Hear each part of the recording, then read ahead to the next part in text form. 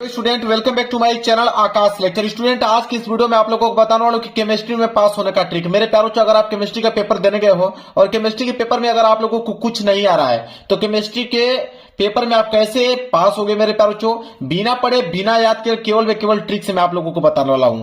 और 100% गारंटी है टीचर खुश होकर पूरा का पूरा नंबर देगा। एक नंबर आप लोगों के एग्जामिनर काट नहीं सकता है और कभी जिंदगी में आप फेल नहीं होगे, इस बात का दावा करता हूं मेरे प्यारे बच्चों। मैं कुछ भी याद करने के लिए नहीं बोलूंगा कि आप इतना क्वेश्चन याद कर लो, चाहे ये परिभाषा याद कर लो, कुछ भी नहीं मेरे प्यारे बच्चों। अगर आपकी तैयारी बल्कि 0% है, बस डायरेक्ट आप पेपर में बैठ गए मेरे प्यारे बच्चों और आपके सामने एक पेपर आ गया है केमिस्ट्री का, जैसा देख पा रहे 2026 का ये केमिस्ट्री का पेपर है और ये केमिस्ट्री का पेपर आ गया और इस पूरे के पूरे केमिस्ट्री के पेपर में एक भी प्रश्न अगर आप लोगों को नहीं आ रहा है तो इस पूरे के पूरे पेपर को आप कैसे सॉल्व करोगे ताकि आप लोगों का जो है 70 नंबर में कम से कम मेरे प्यारों 50 से लेकर 55 नंबर आ जाए। आज की इस वीडियो को ऐसा ट्रिक आपको बताऊंगा कि अगर केमिस्ट्री में आप लोगों को कुछ भी नहीं आ रहा है तो केमिस्ट्री के पेपर को आप कैसे पास करोगे, पूरा का पूरा पेपर मैं सॉल्व करके आप लोगों के सामने दिखाने वाला हूं इस बोर्ड एग्जाम की कॉपी पे। और यकीन मानिए कि आपका 70 में 50 से लेकर 55 नंबर बिल्कुल क्लियर हो जाएगा।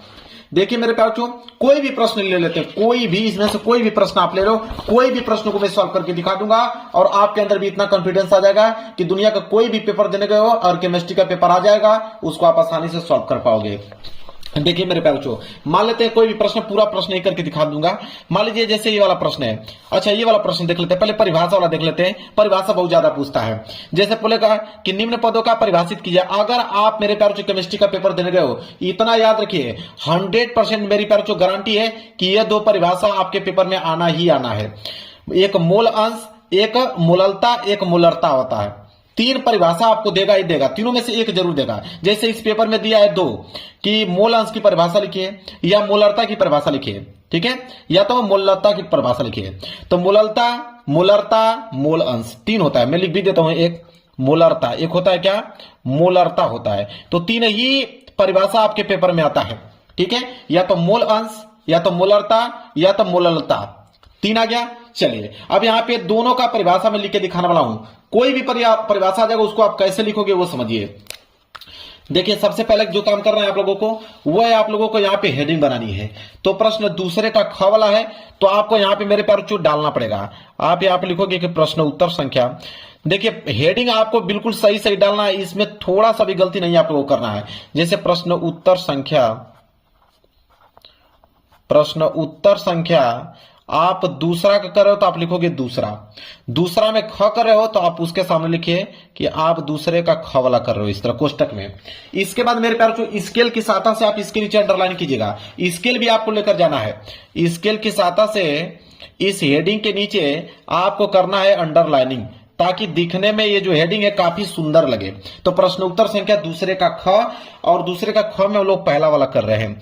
दो प्रश्न पूछा था ना, एक पूछा है कि मूल अंश किसे कहते हैं, एक पूछा है कि मूललता किसे कहते हैं। तो यहाँ पे मूल अंश की अगर परिभाषा देना तो आपको हेडिंग डालना पड़ेगा यहाँ पे कि मूल अंश। यहाँ पे हेडिंग डालोगे मूल अंश, ठीक है। मूल अंश की परिभाषा ये हेडिंग होगी ताकि एग्जामिनर को एकदम बिल्कुल शुद्ध समझ में आ पाए कि हाँ आपने मूल अंश की परिभाषा यहाँ पे लिखा हुआ है। और राइटिंग जितना हो सके उतना थोड़ा सा अच्छा करके आप लिखिएगा, ठीक है। ये देखिए हेडिंग बन गया मूल अंश की परिभाषा। अब क्या करना है, स्केल लेना है और स्केल की सहायता से इसके नीचे कर देना है आप लोगों को मेरे प्यारे बच्चों अंडरलाइनिंग। देखिए यहाँ पे आपको कर देना है अंडरलाइनिंग ताकि दिखने में अच्छा लगे। क्लियर है मूल अंश की परिभाषा। अब मेरे प्यारे बच्चों मूल अंश की परिभाषा आपको मालूम है नहीं, लेकिन आप इसका परिभाषा कैसे लिखोगे मेरे प्यारे बच्चों। देखिए आप मेरे प्यारे बच्चों इतना दिमाग याद रखिए कि कोई भी परिभाषा अगर आपको लिखने की आ जाए, मैं बोला हूं ना कि केमिस्ट्री में तीन ही परिभाषा पूछता है, या तो मूल अंश, या तो मूलरता, या तो मूललता। कोई भी तीनों में से एक परिभाषा आ जाए, आप एक चीज याद कीजिएगा, एक होता है मेरे प्यारे बच्चों मोलों की संख्या, इस बात को याद रखिएगा, एक होता है मूल अंश, ठीक है। देखिए इसी से हम लोग बनाएंगे, कैसे लिखेंगे कि किसी विलियन में, देखिए मूल अंश हो, चाहे आपका वो मूललता दे दे, चाहे आपका मूलरता दे दे, बिलियन की बात जरूर आएगा। तो आप लिखोगे इसका बनाकर कि किसी, लिखोगे कि किसी विलियन में, आप यहां से लिखोगे बनाकर कि किसी बिलियन में, किसी बिलियन में किसी घटक के, कोई भी घटक एक ले लो, एक बिलियन ले लो और उसमें कोई एक घटक ले लो। तो आप लिखोगे कि किसी बिलियन में किसी घटक के, किसी घटक के मोलों की संख्या, देखिए यहां पे आ गया मोल, मोल से आप मोलो याद लिख लीजिएगा, ट्रिक है। मोलों की संख्या, मोलों की संख्या इस तरह बनाना है कि किसी बिलियन में किसी घटक के मोलों की संख्या के अनुपात, अनुपात याद रख लीजिएगा, के अनुपात को, बस इतना ही आपको पॉइंट याद करना, कि अनुपात को मोल अंश कहते हैं, मोल अंश कहते हैं। लो भाई परिभाषा बन के हो गया रेडी। एग्जामिनर एक नंबर चाह कर भी नहीं काट सकता, इसमें क्या उसको गलत लगेगा कि काटेगा आपसे। आपने लिखा है कि किसी बिलियन में किसी घटक के मोलों की संख्या के अनुपात को हम लोग मोल अंश कहते हैं। अब मेरे ख्याल से एक बात याद है, इसमें थोड़ा सा बनाकर और लिख दीजिएगा कि यहां पे लिख दीजिएगा कि घटक की बात किया है तो आप लीजिएगा कि इसमें दो घटक हैं। यहां आप लिखिएगा कि यदि, यहां पे इस तरह बनाकर थोड़ा सा बढ़ा चढ़ाकर लिख दीजिएगा कि यदि बिलियन में दो घटक हैं, यदि बिलियन में ए और बी, ऐसे लिख दीजिएगा कि यदि बिलियन में ए और बी दो घटक हैं, दो घटक हैं, कौन से घटक है, एक ए है एक बी, इस तरह बनाकर लिखना है।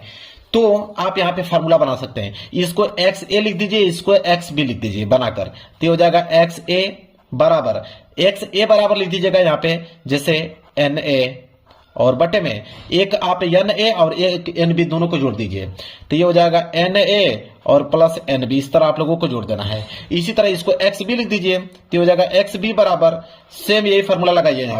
यहाँ पे ए निकाल लेते तो यहाँ पे ए लिखा है, यहाँ पे बी निकाल रहे हैं तो यहाँ पे लिखेंगे एन बी, और बटे में आपका यही रहेगा N A plus N B. इस तरह आपको फार्मूला, कोई ना कोई एक फार्मूला बना देना ताकि एग्जामिनर को लगे कि आपने कोई ना कोई फार्मूला लिखा हुआ है। क्लियर है। इसका नामकरण भी आप कर सकते हो, कोई दिक्कत नहीं है। जैसे आप यहाँ पे लिख सकते हो इसका नामकरण कि यहाँ पे एक्स ए, यहाँ पे लिख दीजिएगा कि एक्स ए तथा एक्स बी, एक्स ए तथा एक्स बी ये क्या है, यह मोल अंश है। यहाँ पे लीजिएगा मोल अंश है, ताकि एग्जामिनर को मालूम चल पाए कि हाँ आपने इसका नाम भी करण किया है, मतलब आप जानकार हो। ठीक है, एक्स ए तथा एक्स बी मोल अंश है। इसके बाद बचा क्या आपका एन ए बचा और यहाँ पे एन बी बचा, तो इसको आप लिख दीजिएगा यहाँ पे कि एन ए तथा एन बी, एन ए तथा एन बी ए मोल है, लिखिएगा ए मोल है, ऐसे लिख दीजिएगा। इसके बाद बचा क्या, यहाँ पे एन ए और प्लस एन बी, ये जो है कुल मोल है, यहां पे लीजिएगा कुल मोल, मतलब योग किया हुआ है, मतलब टोटल है, तो ये कुल मोल है। बस लो भाई, अब इसको बढ़ा चढ़ाकर आपने इतना अच्छे से एक पेज में लिख दिया कि एग्जामिनर प्रभावित होकर पूरा का पूरा नंबर आप लोगों को मेरे प्यारों को दे देगा। और ये जो आप फार्मूला लिखे हैं इसको थोड़ा कोष्टक में आप पैक कर दो, इसको थोड़ा कोष्टक में पैक कर दोगे ना तो एग्जामिनर और प्रभावित हो जाएगा आप लोगों से। ठीक है, गलत ही फार्मूला आप लिख दो, कोई दिक्कत नहीं है, गलत ही फार्मूला आप लिखो, लेकिन उसको सजा कर लिखो, उसको कोष्टक वगैरह में पैक कर दो, ताकि एग्जामिनर को लगे कि हाँ बिल्कुल आपने एकदम बिल्कुल फार्मूला जो है आपने सही लिखा है मेरे प्यारो बच्चों। ऐसे कोष्टक में उसको पैक कर दो।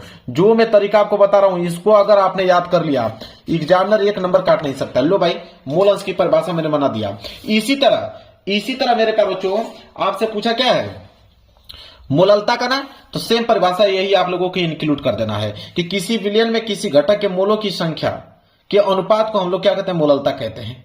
क्लियर है, इस तरह परिभाषा आप लोगों को बनाना है, बाकी सेम चीजें ऐसे आप लोगों को छाप देना है। क्लियर है बनाकर। चलिए और प्रश्न हम लोग देख लेते हैं।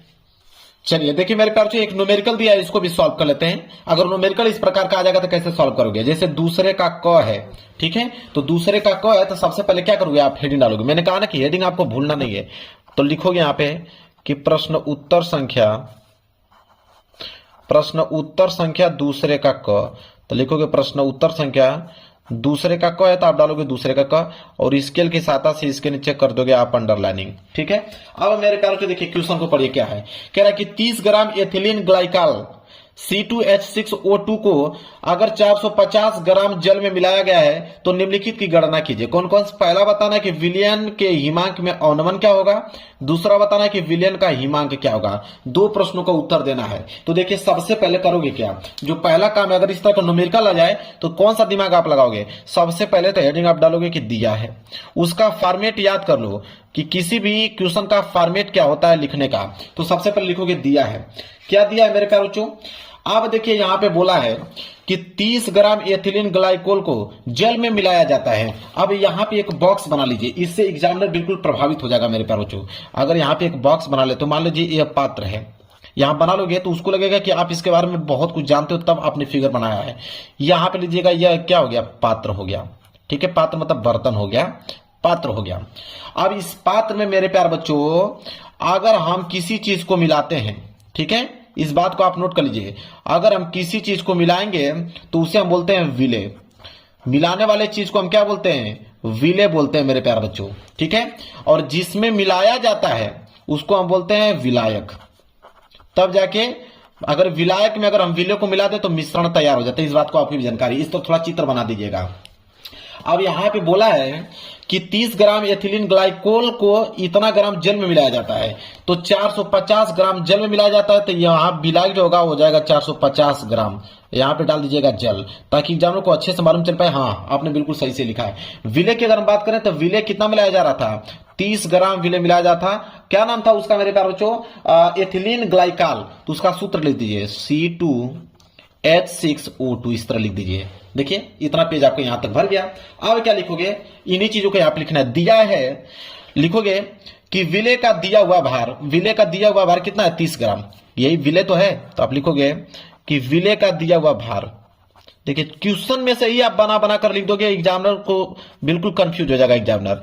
तो विलेय का भार, ठीक है, विलेय का भार जो दिया हुआ है मेरे प्यारे बच्चों, वो दिया है 30 ग्राम। यहां पे लिखिए 30 ग्राम। एक लाइन आपका कंप्लीट हो गया। बिल्कुल इसी तरह मेरे प्यारे बच्चों अगर विलेय का, अगर आपने भार 30 ग्राम देख लिया, जो कि क्या है यहां पे C2H6O2, तो इस बात को नोट कीजिए कि इसका अणु भार भी निकाल लीजिए, मतलब विलेय का अणु भार। तो यहां पे लिखोगे कि विलेय का अणु भार बराबर, विलेय का अणु भार बराबर, तो विलेय का अणु भार कैसे निकलता है आप जानते हो। जैसे मान लीजिए कि कार्बन, कार्बन यहां पे कितना है? 2 है, तो आप लिखोगे 2। और कार्बन का कितना होता है परमाणु भार? 12, तो यहां पे लिखोगे 12। प्लस हाइड्रोजन कितना है? 6, तो आप लिखोगे 6। और हाइड्रोजन का कितना होता है? 1 होता है। प्लस ऑक्सीजन कितना है? 2। और ऑक्सीजन का कितना होता है? 16 होता है।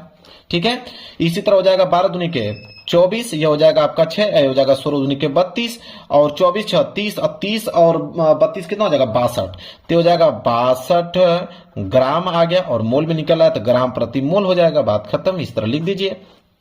अब इतना भर गया आप लोगों का।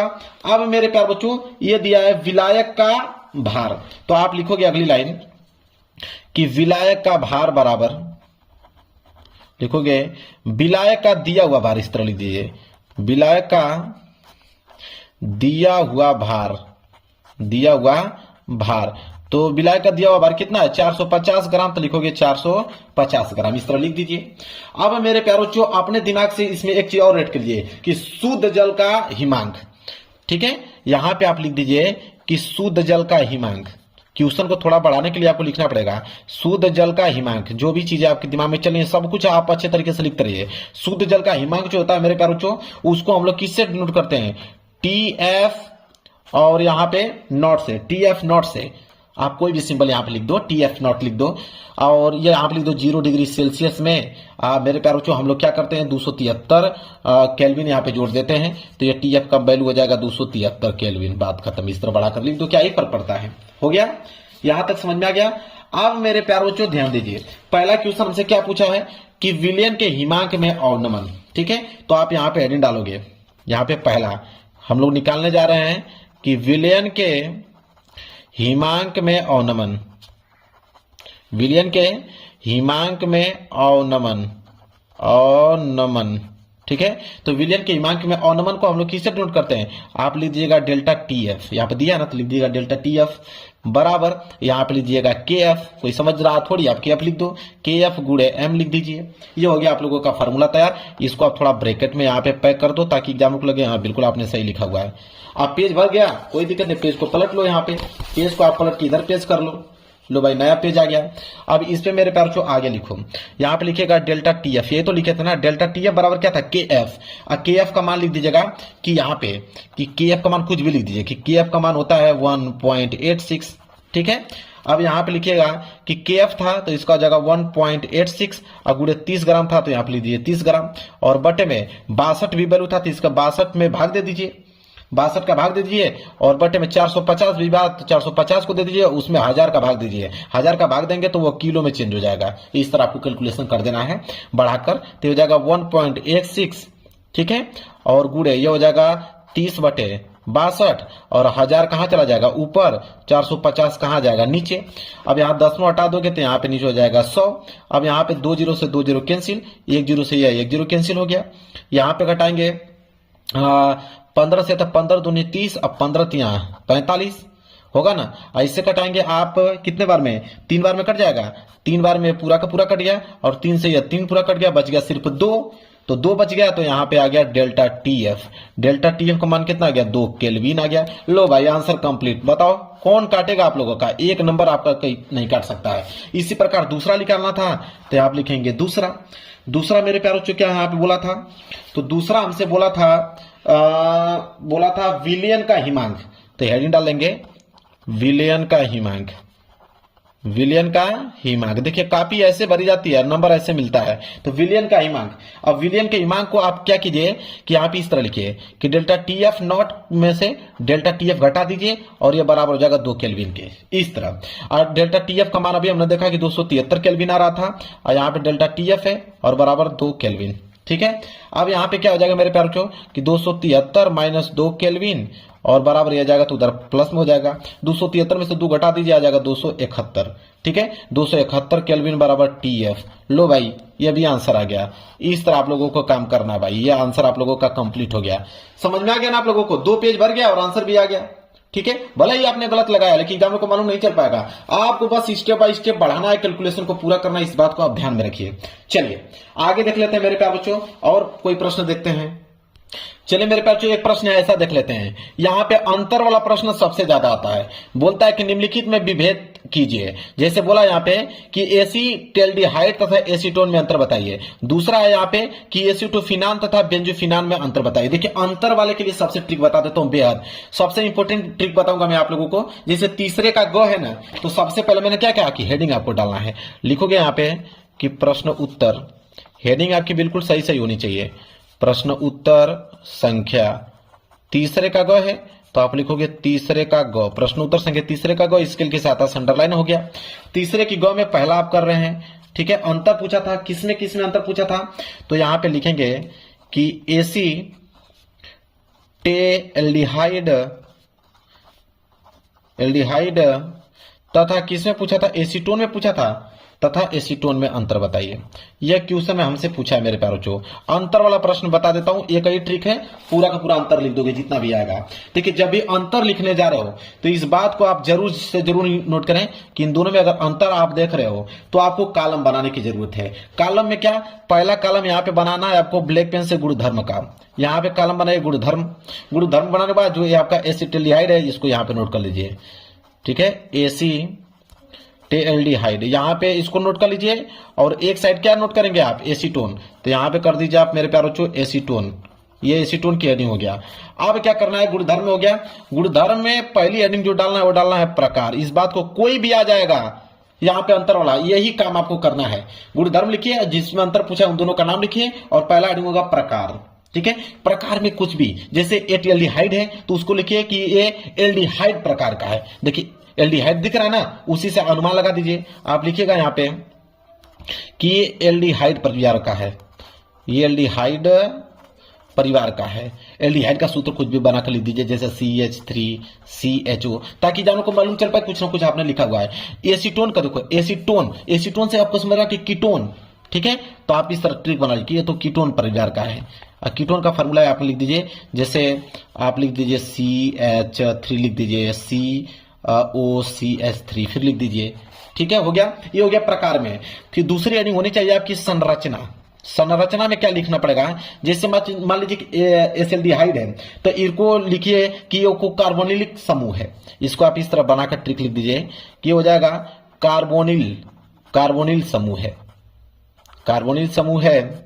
और इसमें जो C होता है, ठीक है, वो डबल बॉन्ड से O से जुड़ा होता है, इस तरह आप लिख सकते हो। और यहाँ पे लीजिए हाइड्रोजन है तो लिख दीजिएगा कि एक हाइड्रोजन होता है और वह CH3 लिखा है तो यहाँ लीजिए CH3 से जुड़ा होता है, इस तरह जुड़ा होता है। लो भाई देखिए कौन काटता है देखता हूं, एक भी नंबर आपका नहीं कटेगा। इसी तरह कीटोन में है तो इसको भी यही लिख देखिए कि कार्बोनिल समूह है, कार्बोनिल समूह है, इसमें भी यही लिख दीजिए, इसमें भी यही समूह है। ये जो है डबल बॉन्ड से जुड़ा हुआ है, कार्बन जो डबल बॉन्ड से जुड़ा हुआ है, इसमें भी लिख दीजिए CH3 है ना, लिख दीजिए कि इसमें भी CH3 से जुड़ा हुआ, और यहाँ पे CH3 दो है तो आप लीजिए कि 2 CH3 से जुड़ा होता है। बस लो भाई, संरचना का भी काम यहाँ पे खत्म हो गया। इसी तरह क्या होगा, दो चीज और याद करिए, एक होता है टोनल परीक्षण, यहाँ पे कोई भी आएगा ये लिखिए टोनल परीक्षण, और एक आप नीचे नहीं डालेंगे क्या, फेलिंग, यहाँ पे लिख दीजिए फेलिंग विलेन। बस कुछ भी दो हेडिंग अपने से बना लीजिए। टोनल परीक्षण में क्या लिखोगे कि यह जो होता है टोनल से अभिक्रिया करता है, इस तरह लिख सकते हैं कि यह जो होता है टोनल से अभिक्रिया करता है, अभिक्रिया करता है, इस तरह लिख दीजिए। और इसमें क्या लिखेंगे, यह टोनल से अभिक्रिया नहीं करता है। इसी तरह फेलिंग विलियन आ गया, ठीक है, तो इसमें लिखिएगा कि यह फेलिंग से अभिक्रिया करता है, फेलिंग से अभिक्रिया करता है, और इसमें लीजिए फेलिंग से अभिक्रिया नहीं करता है। लो भाई पूरा का पूरा देखिए, संरचना, प्रकार संरचना, टोनल परीक्षण, विलियन, फेलिंग विलियन, आपको इस तरह जब देखेगा एग्जामिनर पूरा अच्छे से, अगर आप राइटिंग बना के लिखे रहेंगे तो आपको नंबर देता चला जाएगा मेरे प्यारे बच्चों। समझ में आ गया आप लोगों को।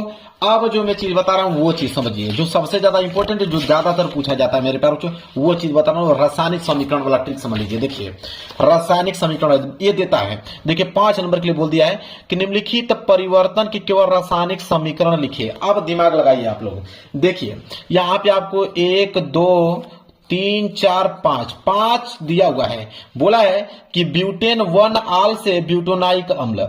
अब इसका हमें क्या लिखना है, रासायनिक समीकरण लिखना है पहले का। और जब इसका रासायनिक समीकरण लिखना है तो अब इसी पेपर में रिएक्शन आपको दिया होगा। देखिए मेरे प्यारे बच्चों, यहां दिया है, इसमें भी 5 दिया हुआ है, इसमें भी 5 दिया हुआ है, तो जो पहला था उसमें यह वाला उठाकर लिख दो कि यह होगा उसका रिएक्शन। समझ आ रहा है, चाहे यहां पे है ये वाला, इसको लिख सकते हो कि यह हुआ उसका रिएक्शन, ठीक है। इसी प्रकार मेरे प्यारे बच्चों देखिए, इसी प्रकार यहां पे आइए, ये जो दूसरा है कि ब्यूटेनेल से ब्यूटोनोइक अम्ल, इसका रासायनिक समीकरण लिखिए, तो इसका इसके जगह पे आप ये वाला दूसरा लिख दीजिए। क्लियर है। इसी प्रकार मेरे प्यारे बच्चों यहां पे बोला है कि यह 3 नाइट्रोब्रोमोनोजिन से 3 नाइट्रोबेनोजोनिक अम्ल, इसका रासायनिक समीकरण लिखिए, तो इसका मेरे प्यारे बच्चों ये वाला लिख दो, ये वाला।